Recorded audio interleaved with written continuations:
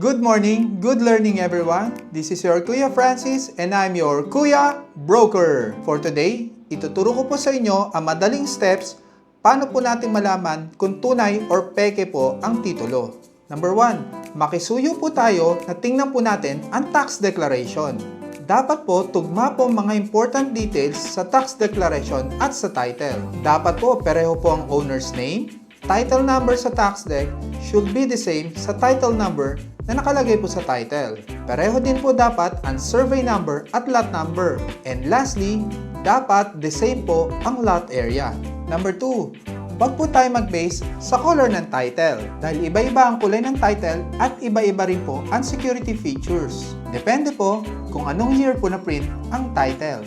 Number 3, check the common security features. Ang common security features po nila ay hindi po siya tulad ng ordinary paper. Mapapansin nyo, similar po ang papel na ginagamit sa title at sa pera. Another security feature po, meron po siyang paint watermark. Kalagay po, Land Registration Authority pag tinapat po natin sa ilaw. Number 4, kuha po tayo ng Certified True Copy of Title. Pag tayo po ay kumuha ng Certified True Copy of Title, malalaman po natin ang mga details ng titulo. Kanino nakapangalan ng title? Baka hindi po pala owner ang kausap natin unless may SPA po siya. Sa Certified True Copy of Title, malalaman din po natin kung ilang pages ang title. At malalaman din po natin kung may annotation or encumbrances ang titulo. Kaya mga ka-property, wag po tayo malilito sa Certified True Copy of Title at ang titulo kasi magkaiba po sila ng papel. I remember few years ago, may makulit nga po akong buyer na galing US.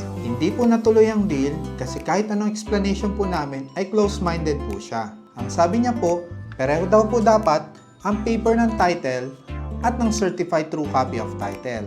Ang sabi po namin, Sir, pag pareho po ang papel ng tunay na title at ng Certified True Copy of Title, malilito po tayo kung ano pong original title. Then ang sinabi po namin, ang pareho lang po ay ang details sa title at ang details sa Certified True Copy of Title. Number 5, kung tayo po ay duda, lalo na kung tayo po ay cash buyer, pag cash buyer po kasi, I really suggest na kaliwaan po ang deal. Bago po tayo mag full payment, maaari po tayong pumunta sa Registry of Deeds at ipakita po natin ang original title para ma-verify po ng taga-Registry of Deeds kung tunay po ang pinapakita na titulo ng ating seller. Then pag-confirm na original po ang title na pinakita sa atin, we may pay the seller in full, then turn over na po ang original title.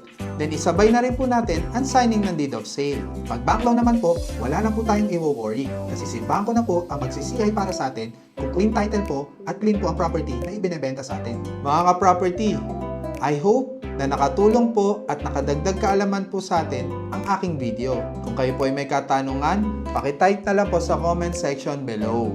Again, this is your Kuya Broker. God bless po sa ating lahat.